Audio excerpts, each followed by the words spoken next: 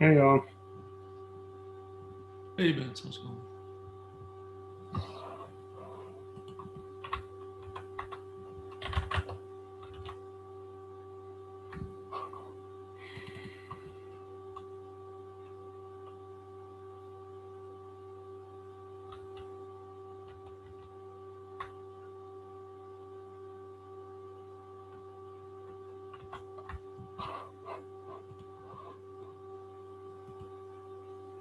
Hey, folks. What are you saying something? Yes, I am, and I think the mic is working. It might be a speaker. I can hear you. Okay. Can you hear me? Yep. Okay, cool. I'm playing the exciting game of which one of my tabs is using up all my memory.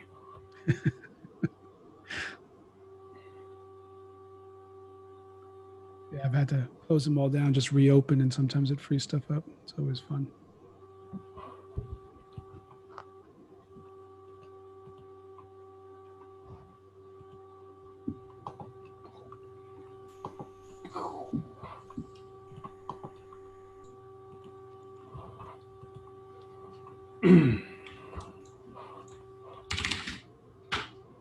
Josh! Josh, is this a PR? You got the link, but it's got the whole Goody thing in it. So I actually just opened a PR that's work in progress, but this was just more to start conversation. But the link I put in here is the actual readable document. Leo, shut up. Sure, he totally understood that. Yeah, he speaks English. No, but the link I put there is a more readable format of a suggested breakdown. No, that's great. I was just if we got a link to the actual. What's the PR number, just so I could. Yeah, I I'll don't know put how that you in. tell that. Is it just? Oh, I see. It's 125. Got it. I'll just update the agenda item with that one. Well, I see. Yeah, I was kind of rushing up to the minute to. You got it. Okay. Yeah, I was rushing up to the minute to put this together, but well, I'll wait till the calls started to discuss. Yeah. I was just trying to get to.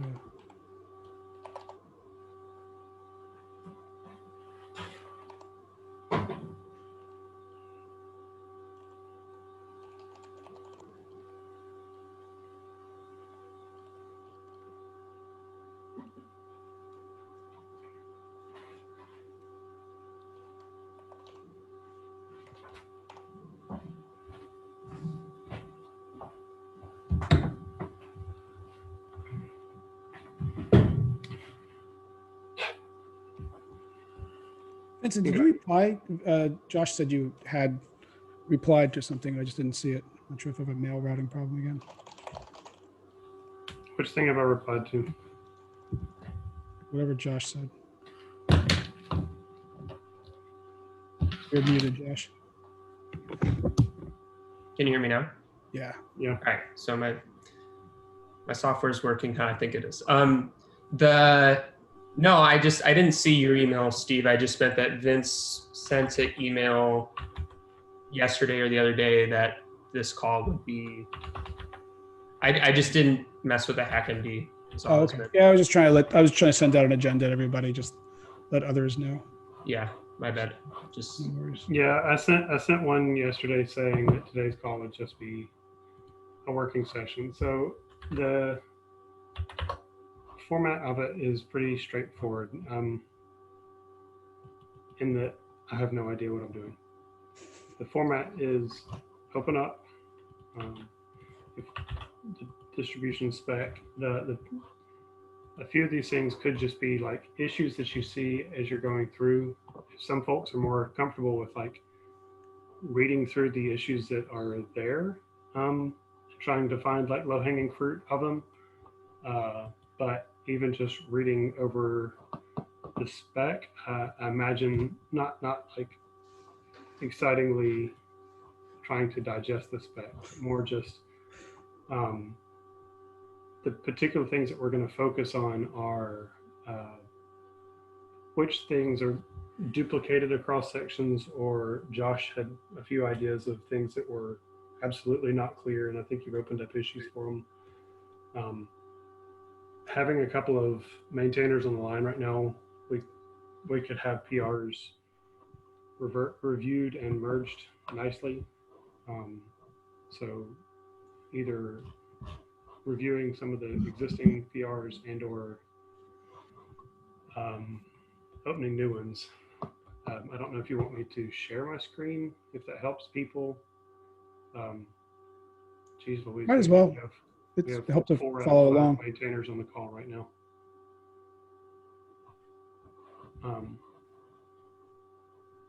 So maintainers, get yourself to the pull requests.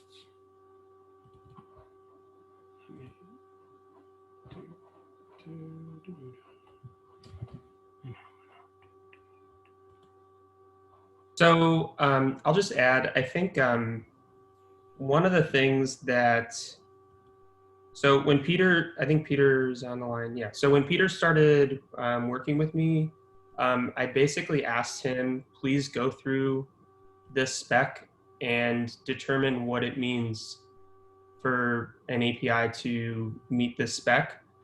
And I think one of the things that has a lot of overhead is the assumption that you're coming into this document. Josh, let me just, Vincent or somebody want to start the recording? It's already started. It's automatic now. Oh, okay. Sorry, I looked the bottom. The button at the bottom shows white. I didn't notice the top. Sorry, Josh. Didn't want to lose what you were saying. No, it's okay. I mean, basically the spec. I think there's a few things, and I was saying this last week too, but there's a basic assumption that you understand containers and container images, and even sort of basic assumption that you understand what blobs are and you understand the context of everything. So one of the things I think would be really helpful is just a basic definitions section. The document I just put up has basically a table of like elementary descriptions of some of these things, like what's a manifest. And I realize there's overlap with image spec, so I need some help there on how to link those. Why did you post something? So the diff you're looking at, I would look at the actual, the markdown in GitHub or HackMD or somewhere else. The diff is hard because I just took everything out and tried to. So if you click on the right, there's a 3 dots, you can say view file. And that brings up the, yeah.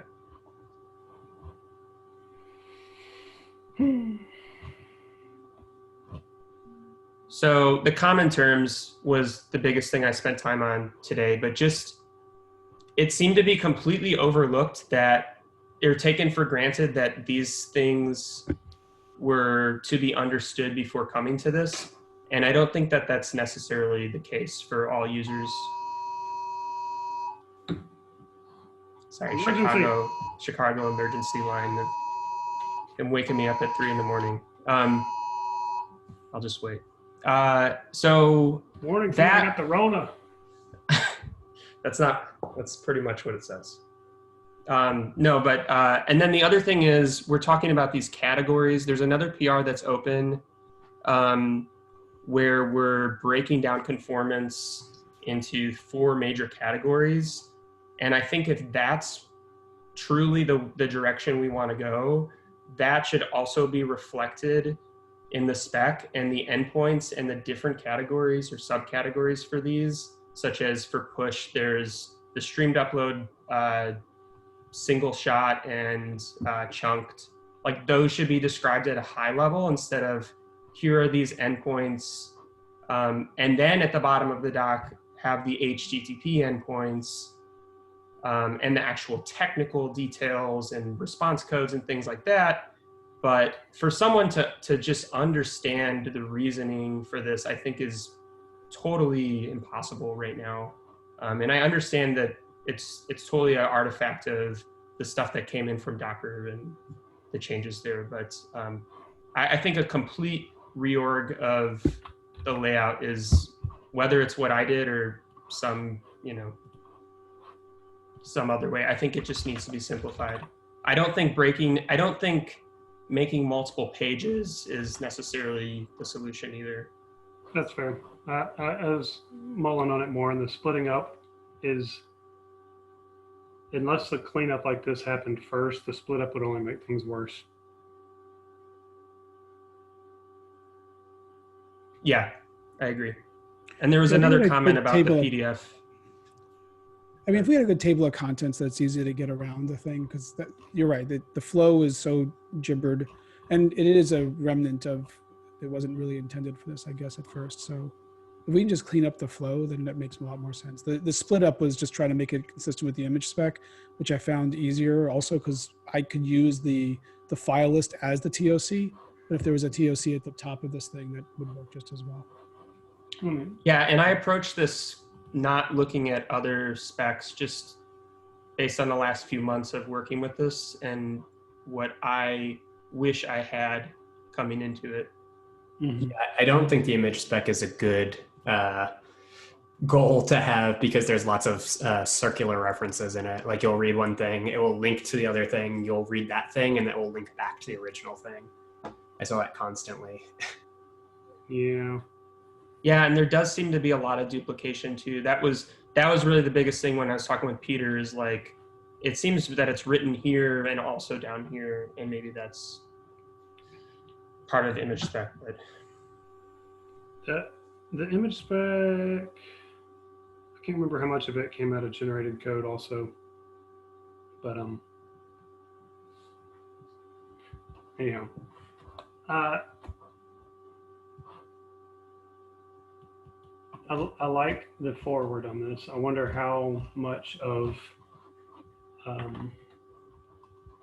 getting into this part, like workflow down, of like going through the existing. well, I think until you get into the thing I was thinking is, until you get to the HTTP API section, do not even like talk about JSON or response codes or anything like that. It would just be in the push. It would be like,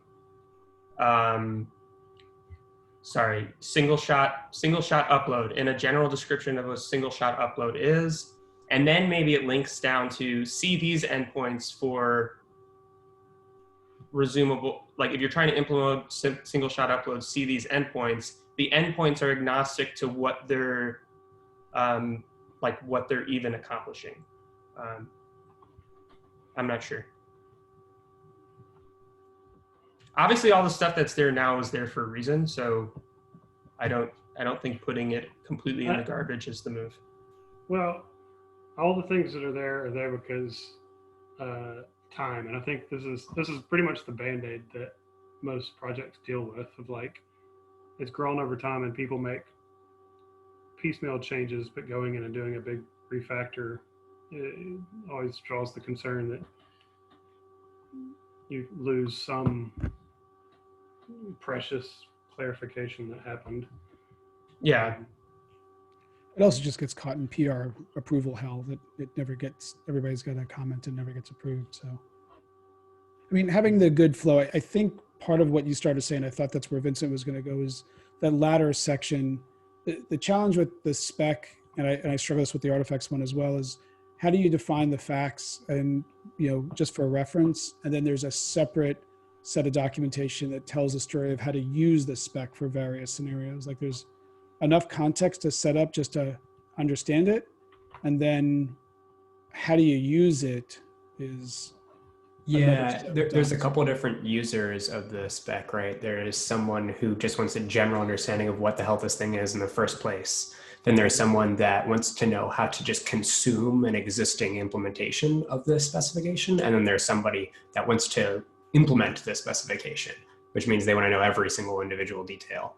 And like, how can you organize it? You can definitely organize it in such a way based on like the sizes of those populations, maybe. Like there's going to be way more people who want to read the spec and read the abstract and understand what it is really quick. And then they close the document and they never look at it ever again, right? So and how can we that's what satisfy I do that like first? that's what I do like. What was the person? I think he worked at Twilio, and he did the really good talk of like how people read docs, you know, like down the bullet points on the left-hand side. Oh, it's like, can't get it. it's Kevin something, right? What's his last name?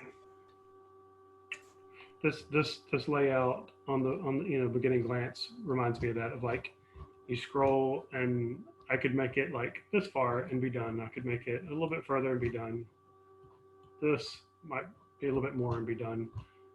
And then it's like the further you get down, the more you're drilling into it. And so you'll have like a small tail of the bell curve will read it to the end, but the biggest bell curve of people will just read, you know, scroll so far and be like, oh, okay, that's what you're talking about. And kind of optimize that, like right, you know, left-hand side, first few bullet points, easy to read on the front hand over like, yeah, I'm interested in reading, what does it mean to push or whatever. That's fine. Do you think you would make these, so Derek, you're staying painfully quiet over there. I expect you to say, what? No, or something like that. What? No, I like it. Oh, damn. Yeah. No, I was reading through it, but Do you think you'd say these common terms would be anything like a link to their own like term, like a glossary that links back to where they're more discussed? Like I'm sitting here looking at. Well, yeah, the problem is they need to be Content common digest. across all the specs, Vince. And these are different definitions than we have in some of the other specs. Well, even if it's just later down in the document where it's described in more detail with like. I'm actually not sure if they need to be the same definitions across specs. And I would make that argument basically based on the fact that like the concern of the registry as to what a manifest is and does is probably different from the runtime, right? Sure, the artifact isn't different, but like the concern from the perspective of this specification cares only about certain properties of that thing. Yeah, like layer, for example. Does the registry really care what a layer is at all? Not insofar that it just wants to garbage collect the object. Are you making a point of layer versus a blob, Derek? Yeah, I'm just saying from the registry. I mean, if we're talking about you're coming in with the context of this specification, yeah, stuff may mean something slightly different. Like a layer is persisted as a blob, but even the distribution spec, I mean, well, this is the distribution spec. It refers to it as a layer because I was trying to make it more generic, refer to layers. But I mean, I think there's two parts. Where should these be? Is it in the beginning? Is it a separate doc that every time we reference it, you have the ability to link to it? Because oftentimes you're not reading the thing from the beginning. You've already read it once. You're coming back. You're trying to check something and you read a section and it references a term like, shit, what was that thing? And if you have a link on it, then you can reference the definitions and terms. Whether it's at the bottom of this doc or another file, another markdown file in it is irrelevant. I mean, it's a detail that we could figure out. I think just getting the definitions and terms would be helpful, then figure out where we store them. I'm not sure why they need to be different across the different specs. Like, I think it would help if these were the same. Like layer I think, Jimmy can fight for himself, but it's more that getting into the details of the nature of a layer is, or a blob, the nature of a blob, whereas like the image spec, it expects blobs to, be identifiable and act a certain way, whereas for the registry, a blob is just an opaque object, like a content addressable object. So it's not that they're different, it's just the nature of them or how it interacts with them. But isn't that a layer in the image spec is a specific type of blob? Correct. So why does the registry care then? what I'm saying is we could define them both, and layer means something for the image spec, and blob is something that technically the distribution spec cares as, like Helm, if they use multiple layers, that's okay, multiple blobs, it's okay. The fact that the little bit of the confusion is we refer to blobs and layers interchangeably. But rather than argue a specifics on those, like, is there, like, that's a good example of a layer is an ordinal thing of the image spec and the way the registry stores a collection of layers / blobs. Is there anything else in here that means something different across the two specs? Well, I think that layer could be used as a subset of blobs, right? Because you're talking about a specific kind of blob. I do think that your definition is great. Actually, I would vastly prefer that as the definition, right? Define it as a blob, a specific kind of blob. So I also want to note that if other stuff from the existing doc is not in here, it's because of time, and I didn't have time. Oh, yeah. It's not about, let's get rid of this. I actually see value, whether it's in this document or you can even have a blob spec or a digest spec or whatever. But like you were saying earlier, Vince, like at the top, it should be simple. And then maybe at the very bottom, there's a nitty gritty details section. You can even call it nitty gritty, like stuff that I rarely will care about unless I really want to know. And that you can link down to. And I think that was, that as far as my awareness is, that was intended to be the way that this was read, the original spec was read back in the day. And I think that just maybe got bolted onto too much over time. If I get up and have to dart out of the room, it's because I'm we have a puppy and it has demands. But I think that's the way that this was originally intended to be read and done. Like, just here's an overview, and yes, it does just jump right into like overview, errors, and to your point, that could be a little bit more like use cases, categorical, whatever. Coming at maybe this these from were originally that way, and they just coming at this devolved from the into- outside, it was definitely not approachable. And even when we started working with Josh on some of the testing stuff, it was somewhat difficult until you had this idea of this common vernacular and these common use cases to then guide you. Like, we literally were lost in the forest for the trees because of all the low level details of stuff.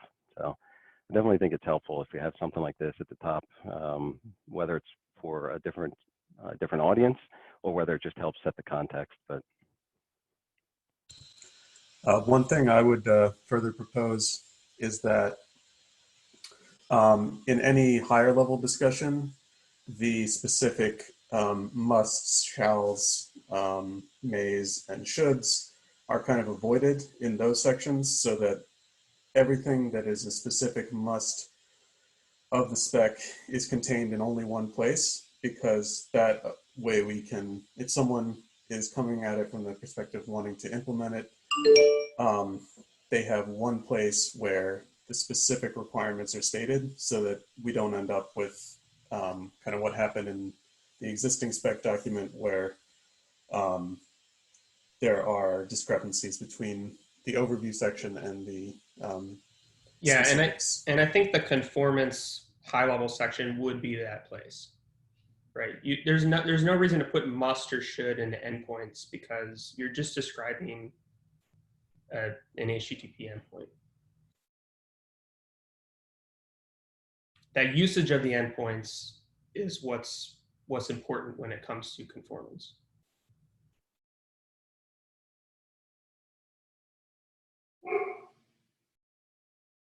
I'd have to mull on that. I'd have to honestly compare it a little bit to if there's other conformance to HTTP endpoints, how they use any of the RFC language. I know we used it in a lot of the data parsing and values on the other projects, but My only fear as well with kind of like forcing all the must behavior into one section is that the document becomes basically the must section with like a million asterisk footnotes for everything optional, like around the behavior, it may not flow in a way that's actually understandable if you do that, or you're going to refer to the must, and then you would have to find another section on one of the areas in more detail to actually read about implementing that. And I feel like it might kind of fall apart then. I mean, ideally, when we say something is optional, like people probably should implement optional behavior unless they have a really good reason not to. That's kind of how I feel about it. It's a good idea, but Jimmy's right. I think it has to be in this particular sections. Yeah, I think the focus is getting a spec out, right? Not necessarily getting a conformance guide, right? Written. Arguably related, but Yeah, it could be. Yeah, maybe that's a separate section. But I don't know. I'm a little nervous to start over. I would probably argue that conformance should literally be the last thing in the document after including all of the stuff on actually implementing the APIs, because it's only the people who've already implemented all those APIs that are going to care about conformance. Although there might be the users that want to see if the registry they're using is conformant, but they probably just want to click a link to see, they want to look at the blood orange page that has the checkboxes for everybody. They don't want to actually run their own conformance tests against their registry necessarily. Maybe they do, but I would suspect that's a small amount of people. I think that's where the user story idea comes in. I think that'd be really helpful. Helm actually does a really good job of that. I can pull that up. Like I was struggling in the artifacts one is to target like artifact authors, registry operators. I mean, I think there's a way to write that, but it's like a superset over the doc. I think if you just do like, here's the basic overview, here's the particular operations, you could probably crank through it. And then there's, and I can't remember who it was. Somebody was talking about writing a set of docs, but just how do you use this thing that it's completely outside the spec, whether it goes into the same repo or not, but it was like an article version.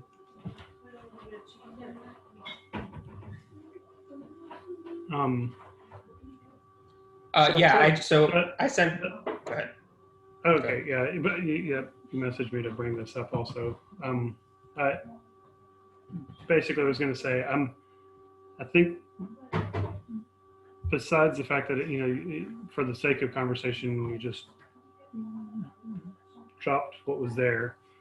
I think I'm on board with the idea, especially with how we could have effectively what is currently the overviews that gets into the weeds pretty quickly, turn into more the grouping like you have in the conformance test of like how to pull blobs, how to pull manifest. Yeah. So the reason I wanted you to bring this up is that those subcategories under each category is what I'm referring to that would need to be defined under there in detail. And then if we come up with, like pool blobs, pool manifests, you might just call that pool content and then describe that. But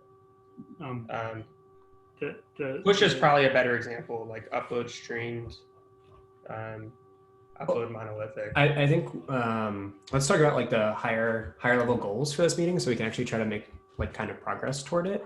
I think that we all agree that we should somehow reorganize this thing.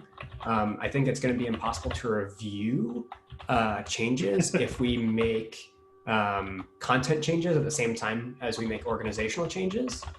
So maybe we should come up with a structure that we all agree on, kind of like take the existing content, fit it into that structure, and then once the existing content is in that structure, patch it with like better actual content. Yeah. Because I think there's no way we're going to be able to review it if we don't do it that way. Yep. That was literally my next step of like, how do we move forward on this? So waiting until you fully bake it is difficult, and leaving you frustrated alone for a little while. But even if we just like redo the front part and then like even add like a marker of like from here down, we're working it through, and we can merge it in segments or how best to have mergeable incremental progress on here. Open an issue to track it, or what? Yeah, if you want to open, or I can open, or but what I was going to say is, so the PR I open has all this new stuff, and what I'm hearing from Jimmy is no new stuff, just reorg. Is that right? Okay. Yeah. So I can redo that. Then we'll do new stuff. Okay. Then I'm completely okay with having new things. I just want to restructure it first. Yeah. No, that makes a lot of sense in terms of getting it in.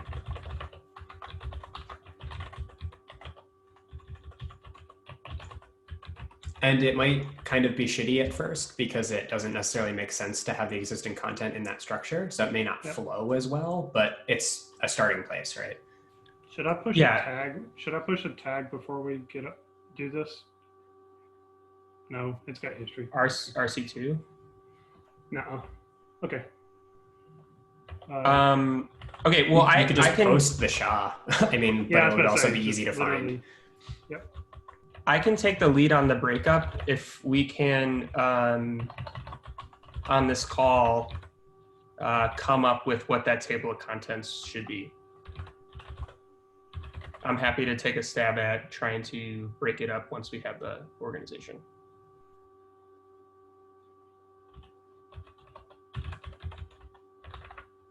And what I suggested is my suggestion. So whatever other people think, I'll go with. So for the HTTP API, it's fairly similar to today. The error codes are getting moved down below, at least for like an initial breakup. And then the overview is going to get pushed into the conformance workflow categories. Is that how I should understand it? Say that last part one more time. What we have in the kind of the overview would be essentially in the workflow categories. And there we might describe the different endpoints, and you want to put some like, maybe some must language in there. I don't know if we want too much. We can go back and forth on that later, but that's the long-term vision of where it would go. Yeah, I'm looking at overview now. I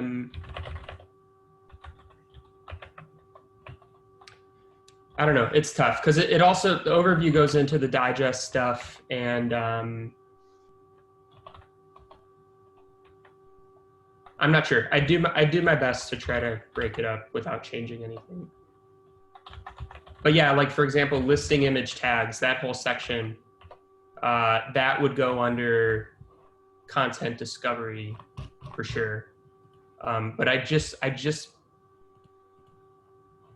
for the initial breakup, but I would probably prevent talking about any specific endpoints once we make a change, because I don't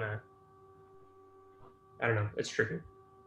Okay, so I'm wondering if you can just push that whole overview and stuff below the HTTP section for now, so you can at least get the changes at the top. I see what you mean. Okay. What's in this changes section? It's really old. That's what I was just looking at too. I was like, what the hell is this part? It's a requirement of the original document that anytime there was a change, that there would be a pull request and an issue written down so that you could track the changes to the document. Jeez Louise. It's an artifact of what we were starting from, right? All right, I'm gonna add a bullet point to murder the changes. It's always refreshing to hear the maintainers not know what's going on here. Dude, I literally, when I was just pushing the runtime spec last week, I was like, I just documented how to do this damn release process. What is this? And I found a file called like releases or something like project.md. It was there since like 2014 or something, of how to do releases. So we had it documented twice of how to do releases. Yeah, the first time I skimmed over this, Vince, that's what I did. I murdered the changes by moving it into its own document. I figured we could just delete it then, right? It used to be. Mike, double tap. You didn't finish. Mike, also, what are the letters? What is ABCD? What does that mean? Monotonically increasing, I'm guessing. Yeah, it's just to organize it. But I suspect changes made significantly more sense when this had freshly forked from Docker v2, right? Because somebody who has previously implemented the Docker registry from the Docker doc probably wanted to look at this very quickly and say, like, what has changed so far? How relevant is that still today? I mean, there's a couple of registries that are just adding index support, and you know, there's a couple of things in there. Should we have a section that, and I go maybe it's later in the content, but or do we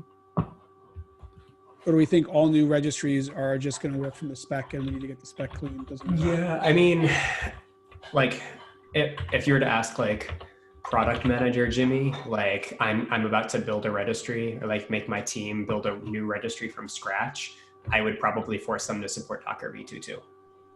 I would do v2.2 and OCI right now out of the gate because I want immediate value, right? And OCI is a moving target still. But the question is for how long, right? So how do I break this up? Conformance categories versus workflow categories. You can just name them one and the same either. I like workflow categories. I don't know, maybe you needed a definition for what workflow means, but. Okay.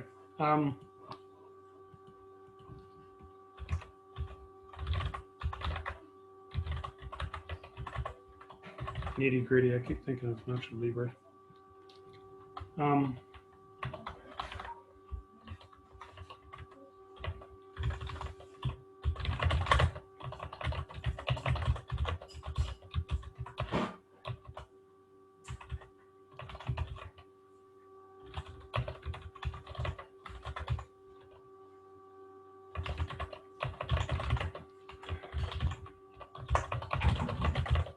What do you mean by get TOC?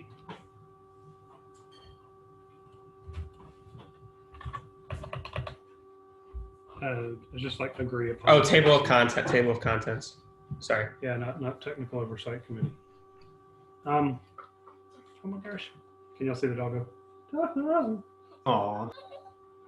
Okay. Hey, Roll, do you want to take the doggo? Yeah. When are you done? In 25 minutes. 25. So, Did you want to get rid of the historical context as well? Your dog can speak. No. I think the historical context is useful. I think the future can probably get torn out.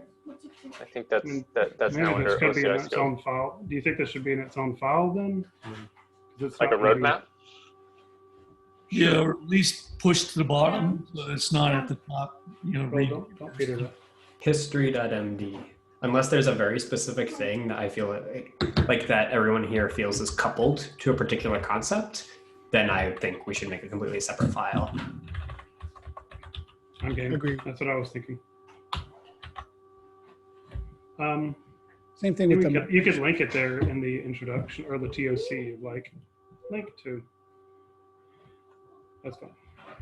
Yeah, I mean, if you even think about if you look at what the changes are, they were literally just like every change to the file. So, I mean, it's not so bad when the file just has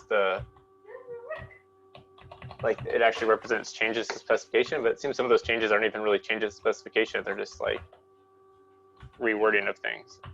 It's not very relevant. So, I mean, if we could keep stuff out of there, so it's kind of a cleaner history of like, yeah, we can add more historical context. We can make changes to the roadmap, but at least the changes to the spec is pretty clear in the history.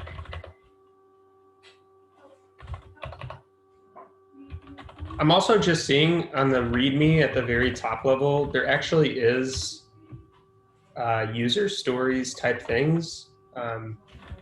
There's just absolutely no description underneath them. Registry developers, registry administrators, client-side image tools, and container image pipeline. I'm not sure what that means. I think the probably the way to get this merged the easiest is if you just do and I think we're saying this, but it's like put a heading above that, but don't change any of the content because that becomes the arguable point. If we can just get the format and flow done, then we could do separate PRs on the individual content changes. Okay, good stuff. I like it. Almost 40 minutes. Good I use. think But the I think this scope is a good use of time, though. Are we out of time? No, I said this is a good use of time. On the scope and future sections that we have, I think they can be summarized better, and but we can't just remove the text, right? Because of the the requirement, what we were doing with the working group, right? So we need to maybe move them to another document. So I want to just clarify again, for the first PR, should we break out anything into its own document, or should it just keep everything together? Yeah, I think we're trying to identify or at least I was, trying to identify parts that we can pull out. Like at a later time? Yeah, or along the line, or now. If it's moving to another document, it doesn't really. We can just check real quick. In one commit, you could do the removes. I'm just saying. All right, so the people start in the PRs. Get it? All right. The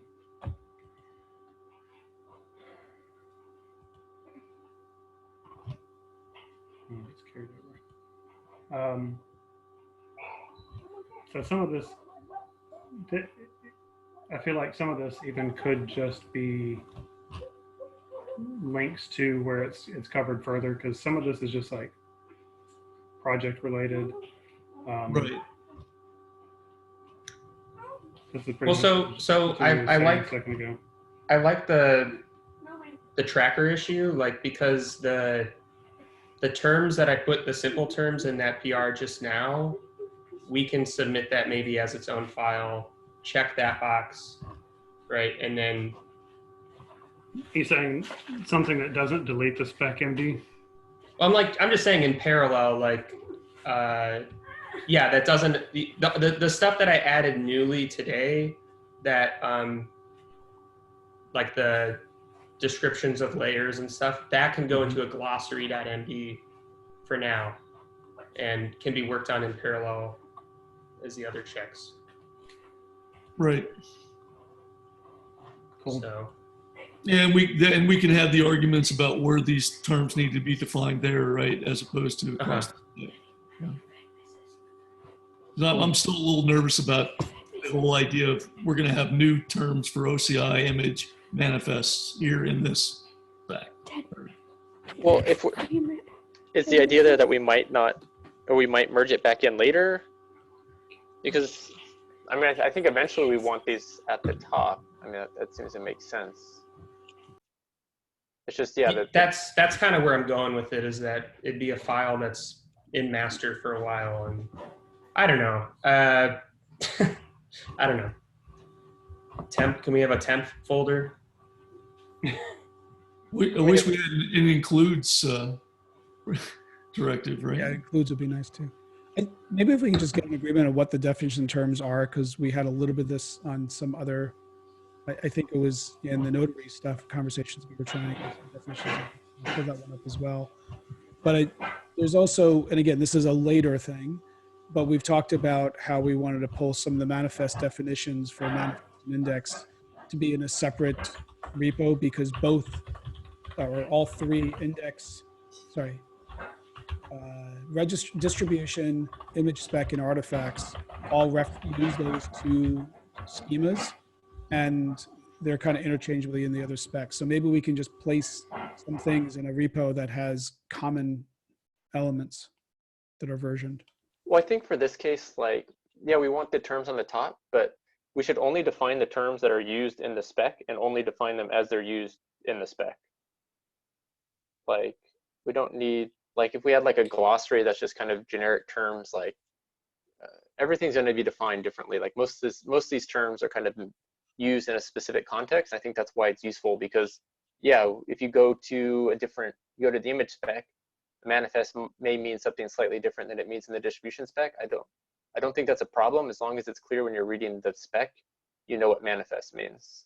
And I think that's the problem we have today, is there really is no one definition for these things. These are a bunch of words that meant something else until this was built up around them. So they're all very contextual. So I think in the end, they're going to end up here at the top. So I was just thinking, just add them here now, and then they're going to morph over time. When we get 1.0, we should take a pass through and make sure that we're using all the terms consistently.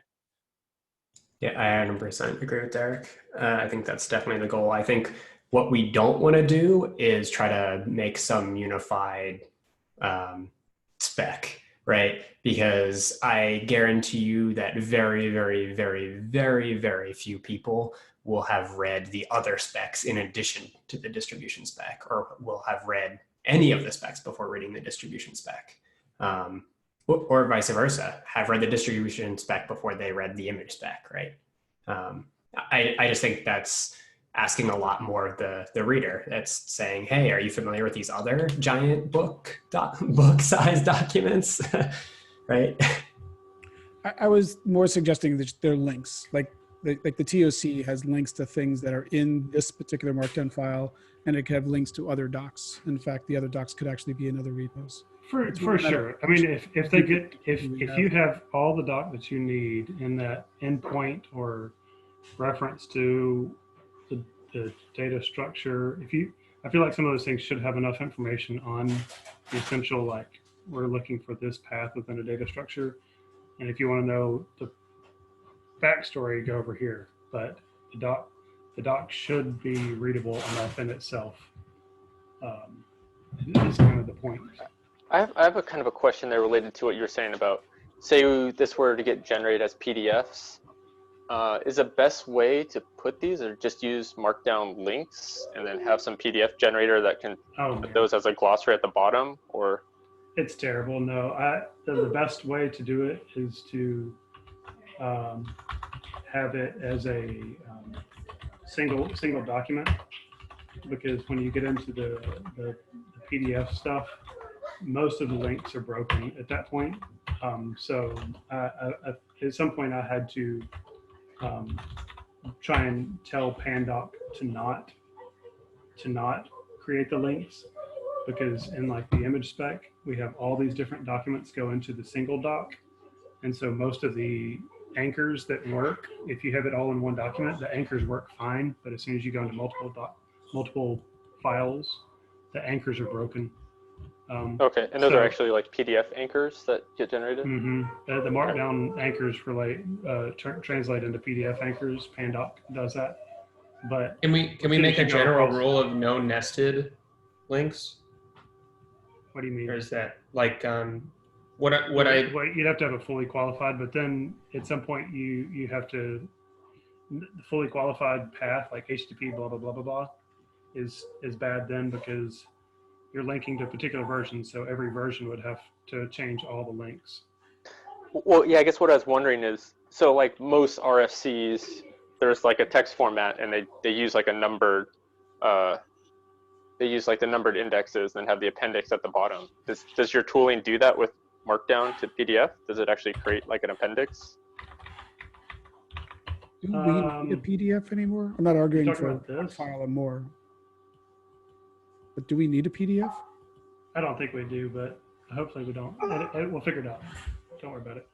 Are you talking about like footnotes at the end? Yeah, I was just wondering if, I guess what I was asking is, it's going to be like a footnote approach, or we're just going to do like a bunch of embedded links somewhere? They're embedded. They're all embedded. So, yeah, so don't worry about that. We'll get back to it. So I think this is good stuff. Derek and Mike, you're on the call. You can merge a PR right now. On 27. Go nuts. The other thing that while we have actually 4 out of the 5 maintainers in the call, and this relates to the kind of content that's going in, what did we ever arrive at an end of the stagnated mirroring conversation?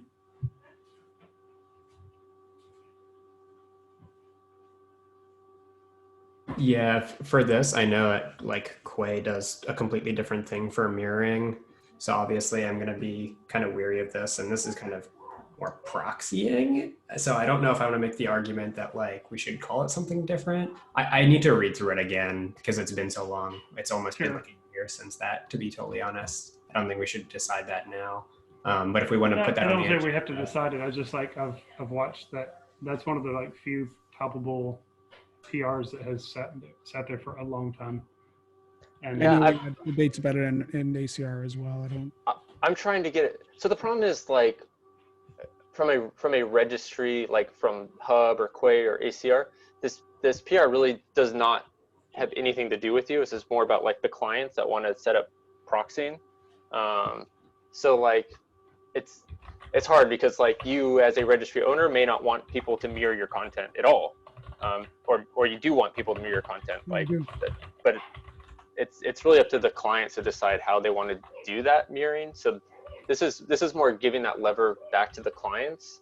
I had a PR as I wanted to basically avoid merging into our Containerd client until there was some consensus on OCI, but I might just have to end up doing it anyways because we need some way to do it because there's no way to actually do like this sort of proxy mirror today where you have your own private mirror that can mirror multiple things. It's just you can only have like one mirror, one upstream. To be 100% fair, I think that the Quay solution as it was implemented is really bad. So from what I've seen of it, it's kind of shitty. You set up a repo and it's like all done in the UI or via the proprietary Quay API.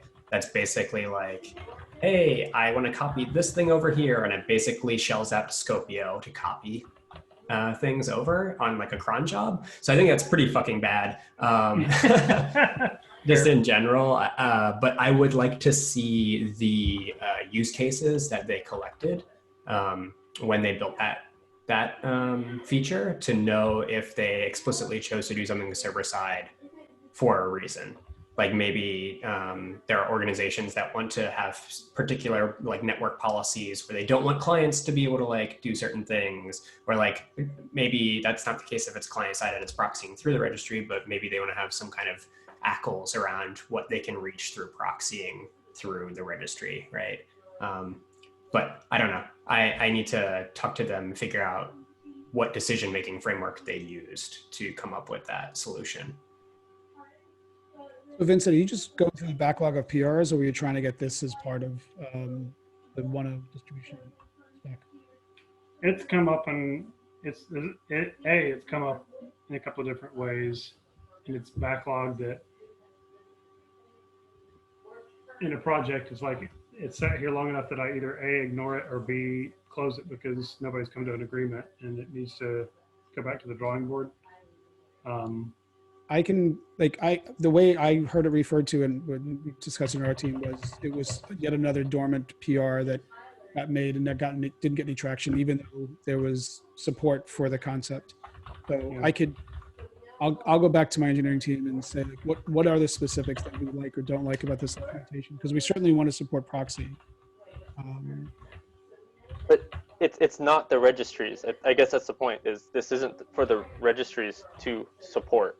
This is for the clients. The problem is clients are completely blocked today. They can't really implement these type of like proxy. Like if I want to have like my own private proxy, it's really hard to do that today. So it's. But I remember it only worked on Docker Hub. Is this why, if this is a client thing, then why is it on the distribution spec? Is it's defining it in terms of it's between the client and the registry in terms of the specification.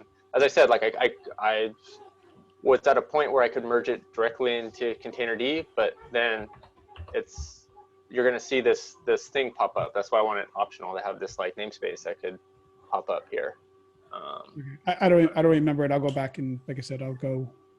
I mean, it's part of distribution. It's not necessarily relevant to all registries, because all registries don't necessarily need to be a proxy or mirror stuff. Like this isn't putting a requirement on registries that now registries must mirror this content or accept like other content. I'll go back. Let me go back and look at the spec because it was a long time ago. I don't remember the details. Yeah, so like the whole like only mirroring Docker Hub thing, that was kind of related to this because you couldn't have an instance that was doing multiple, you couldn't have like a mirroring instance that was actually mirroring multiple things. So like I think in the distribution open source, we do have the ability to define your upstream, but there's only one. So the proxying is kind of like, it can only proxy one thing at a time. So obviously from Hub Docker side, the thing people were asking for was mirroring the Hub usually when they're coming to Hub support. But I don't know what, like if you're Quay, you have your own on-premise solution to do that as well. I don't know what you're seeing on Azure in terms of people asking for the ability to cache that stuff through some sort of proxy. We are, but it's usually like an on-prem kind of thing. They don't want to have to reach across the network, for multiple nodes. So the only actual registry side change for the distribution spec in this is adding that header that says this actually canonically came from this other place when you deliver a blob. Well, to implement this in the open source distribution repo, it need to namespace out the upstreams.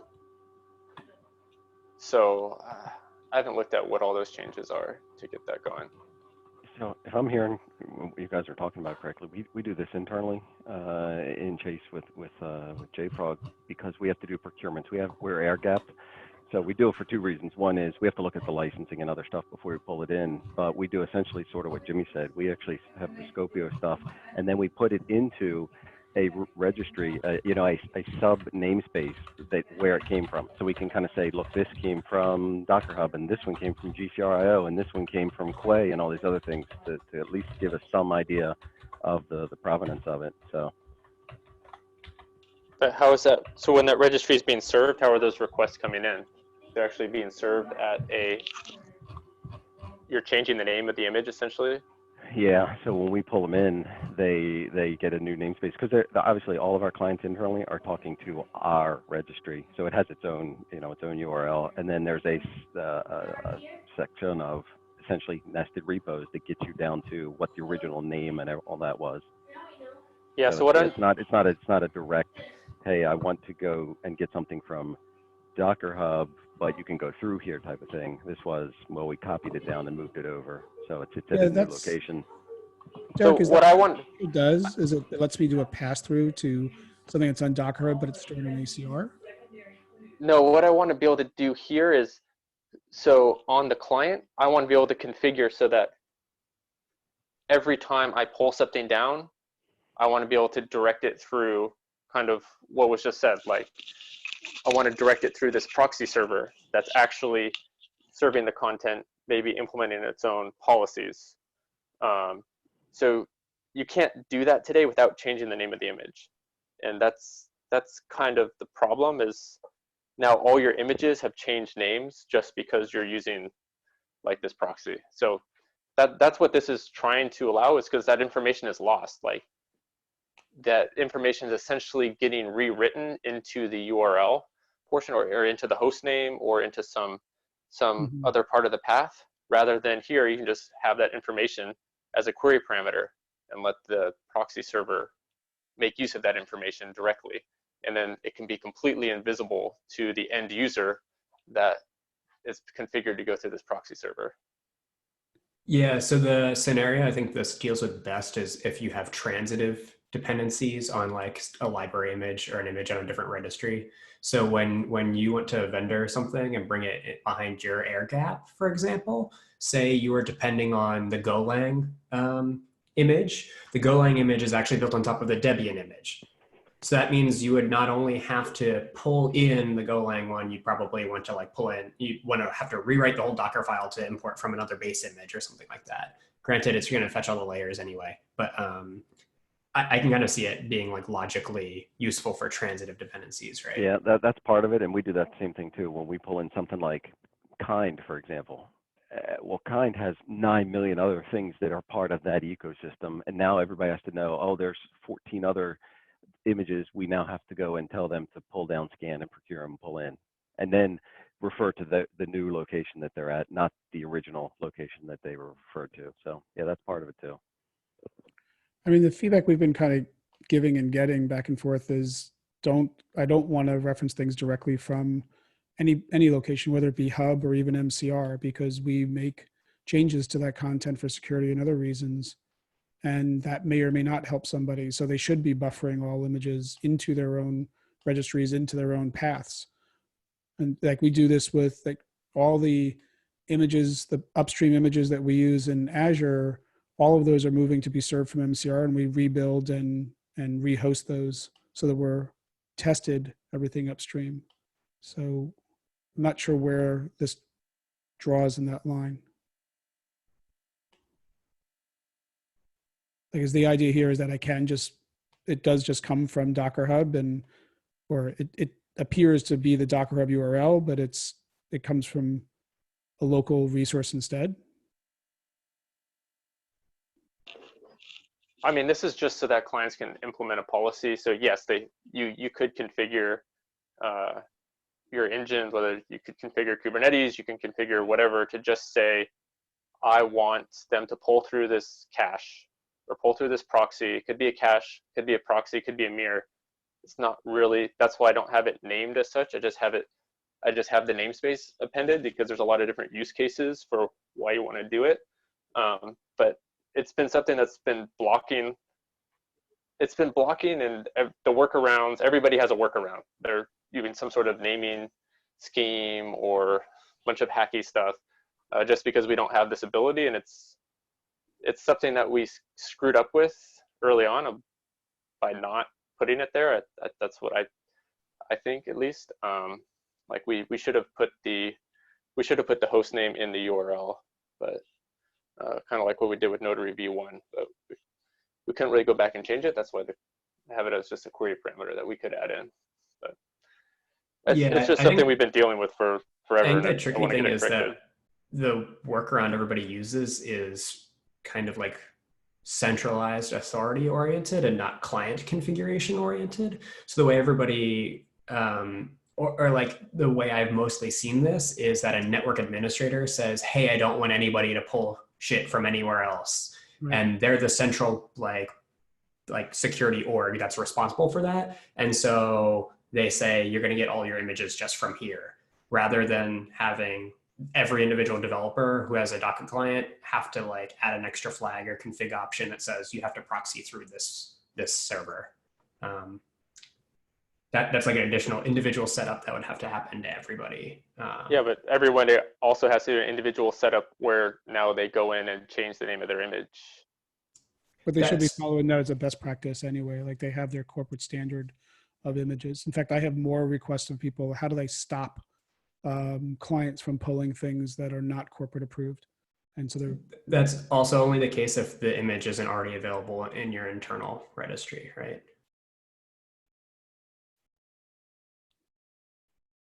So anyway, it's a good topic. I'll go back and read it more. Yeah, I can see the counter argument being like, we're not a big org, but we still have this requirement. We can't have somebody centrally responsible getting overloaded with like reviewing every single image we want to vendor. I could see that as a counter argument as well.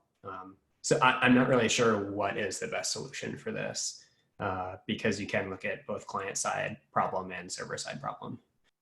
Yeah, well, I tried to make it, it's a little bit of a generic solution to a bunch of smaller use cases, but it's something that's kind of, at least from a client end, it's been really limiting because we really don't have a lot of choices, because as soon as we hit the registry API, we're throwing away the registry name that was used by the client. And that really makes it hard. Like, yes, if you're talking directly to the upstream sources, that's fine. They're not mirroring anything. But if you want to build anything in your infrastructure in between that, it makes it really hard. There's just no solution for it today, and because we're throwing away that data.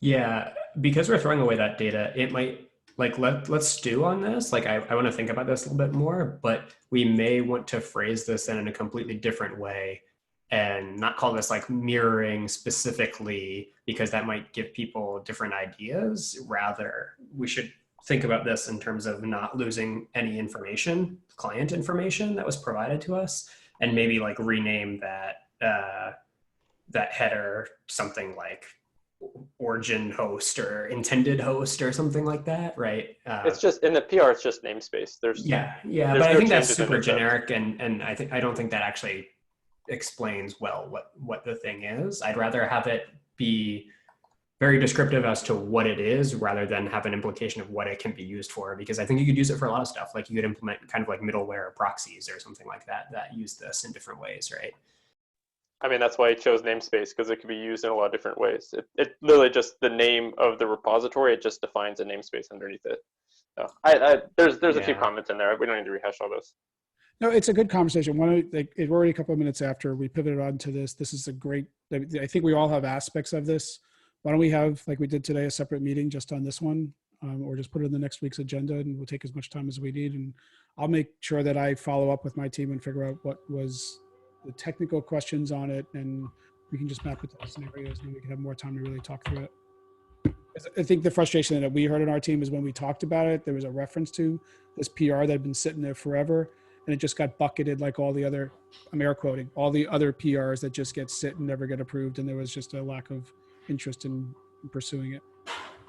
Yeah, I think you've honestly convinced me that there is totally value to this. I just don't want it to be pigeonholed into like giving everyone the idea this is the ultimate solution for repository mirroring, because I think there's a whole bunch of different solutions, and a lot of companies have already invested in different solutions, and they may have different trade-offs. And I don't want them to feel like they're SOL or need to completely change how they've done everything because this is like the blessed way that the spec says to do it. I think that you can do it this way. You could implement it this way. But I want to see, I'm not convinced that this is like the way absolutely everybody should do it, and that we should bless as the way to do it. Yeah, I agree. I think because we have that use cases section, maybe if we pull that use cases section out of the spec completely, that might make it easier. So we're not blessing one way to implement some of these use cases. We're just kind of like, here's a way you could implement some of this stuff using what's in the spec.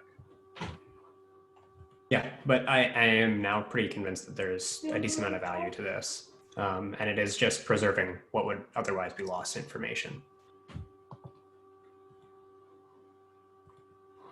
Yeah, that's fair. Good stuff. Can I, Josh just brought up, can we sure. work on a process of having a note taker, a designated note taker for these calls? Because we can fail on this. It is often one of those things that we say, let's all work on that, and then nobody does. Yeah. I've watched in the Helm meetings a while ago that they have a designated note taker, and if somebody has to do a walk-through dog or something, they hand out to somebody else. It was funny. For years, we had somebody on the calls who frequently would be a pretty excellent note taker. And some of us that were interested in note taking were also those that were speaking and could not multitask at the same time. Yeah, the other tricky thing too is that the person taking notes has to be aware of every subject being talked about, which is also tricky because like if there's a subject that they're taking notes on that they have no background on, they might not be able to aptly summarize it, right? So the only reason I brought it up is not to demand more of the maintainers. It's more just like we talked about a lot of stuff. And so maybe we could just put Vince's link to the new issue with the checks on the mailing list. That's all I meant. Yeah, and it's a good point. I just don't, it's great that we have the recordings now consistently, so we can go back and really listen if we need to, but And I wasn't suggesting we bring somebody new into the call, like and make just a designated notary taker, what's that called? The stenographer. I think just amongst us, we just, like, again, I've watched on the Helm call and Josh has been on them more recently, like whatever they were doing, they just have a designated note taker. It's one of the people that are on the call. It's a round robin kind of thing. And All it is the last, like, the last 2 minutes of a call, you say like, all right, next week, Vince is going to lead the call and Jimmy's going to take the notes or something like that. But it seems like I don't know. This structure works fine, and usually people take notes. So I think it's. all right, we good? I got to run. Good. Yeah, I was about to say, I'm sure a lot of people have to run. I usually feel on these kind of calls that people start building up ahead of steam and are either done or could keep going. So I lose track. Thanks everybody for your participation. I like the proposal that you got so far, and I'm personally going to spend a minute to just try and tag stuff because I feel like there's like low-hanging fruit that folks could make as first PRs or otherwise suggest more clear information. I mean, it's not bad that we have 2 pages of open issues, but some of them are issues that we've talked about and just open these placeholders that might not ever anybody get back around to. And that's what I'd like to, when the dust, this is what I mean by the dust, helping the dust settle, so that by the time we're making a release candidates that people don't feel like something has been ignored, like a glaring hole has been ignored. So anything that anybody can do to help there is appreciated. So anyhow, I'll post the recording to the HackMD here shortly. And thanks everybody for joining. Thank you. Thank you. Yeah.